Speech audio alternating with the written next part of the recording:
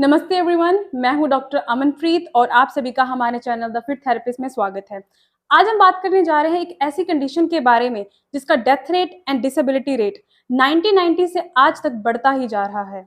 आपको जान के हैरानी होगी कि 2011 के एविडेंस कहते हैं कि stroke was fourth leading cause of death, but world stroke organisation ने ये बताया है अपने 2022 के आर्टिकल में कि स्ट्रोक अब second leading cause of death बन चुका है।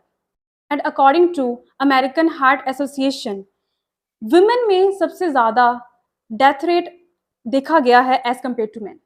स्ट्रोक, और इसे हम कह सकते हैं सेरिब्रोवेस्कुलर एक्सीडेंट। अब सेरिब्रोवेस्कुलर एक्सीडेंट का मतलब क्या है? सेरिब्रो मतलब ब्रेन, वेस्कुलर मतलब ब्लड वेसल्स।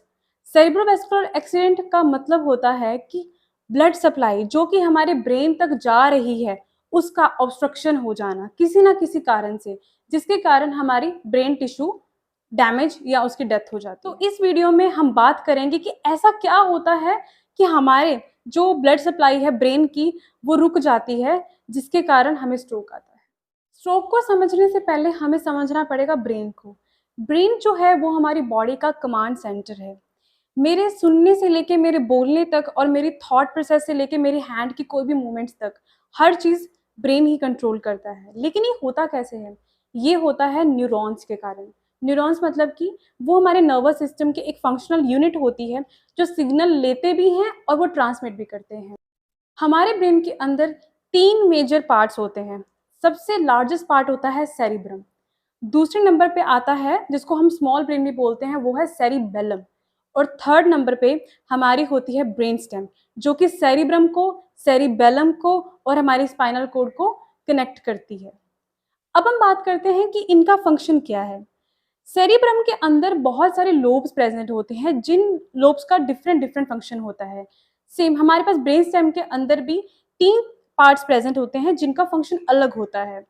अगर हम ओवरऑल देखें तो जो सेरिब्रम होता है वो हमारे फाइन मोटर मूवमेंट्स में हेल्प करता है, हमारी मेमोरी में, हमारे विजन में। जो सेरिबेलम होता है वो हमारी हेल्प करता है बैलेंस। अगर मैं स्ट्रेट खड़ी हूँ, अगर मैं चलती हूँ, तब हमारी बॉडी का जो पोस्चर मेंटेन करके रखता है वो सेरिबेलम होता है। और जो ब्रेन स्टेम होता है इसका ऑटोमेटिक फंक्शन होता है, जैसे कि हमारी डाइजेशन में हेल्प करना, हार्ट रेट को मेंटेन करके रखना, स्वॉलोइंग, कफिंग, ये सारे जो रिफ्लेक्स आते हैं ये ब्रेन स्टेम ही कंट्रोल करता है। दूसरे ऑर्गन की तरह हमारे ब्रेन को भी बहुत सारे न्यूट्रिएंट्स एंड ऑक्सीजन की सप्लाई चाहिए। अब वो सप्लाई कौन करता है? हार्ट। हार्ट ही है जो ब्रेन को सप्लाई करता है blood through two major arteries. पहली है इंटरनल कैरोटिड आर्टरी और दूसरी है वर्टिब्रल आर्टरी। ये है जस्ट एक बेसिक सी नॉलेज ब्रेन के बारे में, उसके पार्ट्स के बारे में और उसकी ब्लड सप्लाई के बारे में। अगर आप चाहते हैं कि मैं उसके लिए डिटेल्ड वीडियो बनाऊं तो आप प्लीज़ मुझे कमेंट सेक्शन में बता देना, मैं उसके लिए पूरी डिटेल में वीडियो बना दूंगी।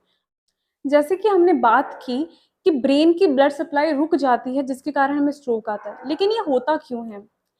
स्ट्रोक के बहुत सारे टाइप्स होते हैं। जैसे कि पहला टाइप होता है इश्मिक स्ट्रोक। उसमें क्या होता है, उसमें जो आपकी आर्टरी के अंदर ब्लड जा रहा होता है वो ऑब्स्ट्रक्ट या फिर उसके अंदर क्लोट बन जाता है, जिसके कारण ब्लड सप्लाई उस पार्ट तक नहीं पहुंचती है। लेकिन ये होता क्यों है?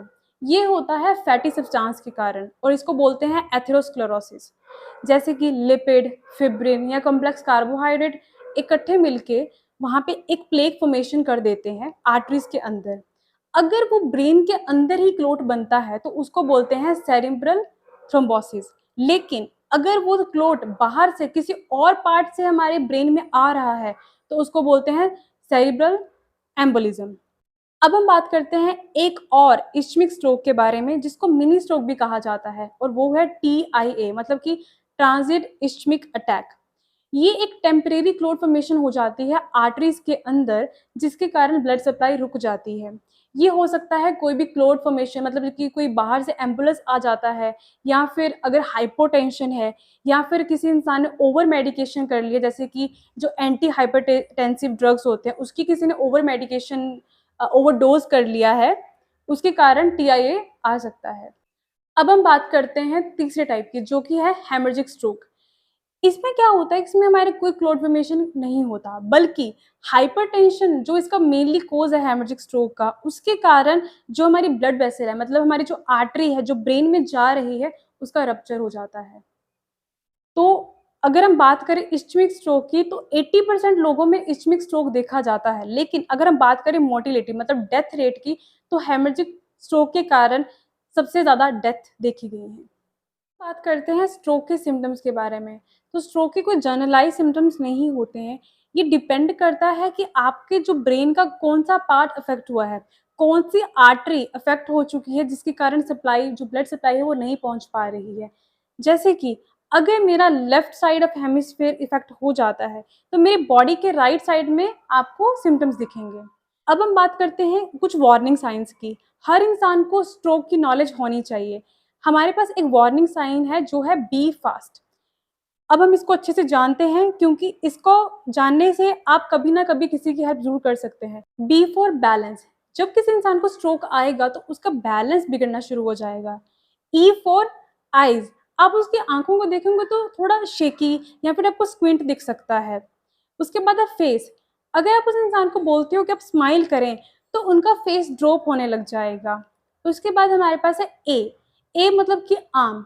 आप उस इंसान को जब बोलोगे कि आप अपने दोनों आर्म्स को लिफ्ट करें, तो अगर ये उनका अफेक्टेड साइड होगा, तो वो लिफ्ट नहीं कर पाएँगे। उसके बाद है एस। एस मतलब कि स्पीच। वो अपना नाम तक नहीं ले पाएँगे। उनकी जो स्पीच होगी बहुत ज़्यादा स्लरी हो जाएगी। और लास्ट है सबसे इम्पोर्टेंट टी। टी मतलब कि time to call. Time to call 108 जिससे एम्बुलेंस आएगी और आप उनके टाइम पे मदद कर सकते हैं। तो ये थी एक इंट्रोडक्टरी वीडियो स्ट्रोक के ऊपर। अगली वीडियो में हम अच्छे से डिस्कस करेंगे हर एक सिंड्रोम के बारे में जो स्ट्रोक से होते हैं और उनके स्पेसिफिक सिम्टम क्या-क्या देखने को मिलेंगे। आप अपना प्यार और सपोर्ट हमें देते रहें ताकि हम जल्द से जल्द आपके लिए ऐसे ही नॉलेजेबल वीडियोज़ लाते रहें। धन्यवाद।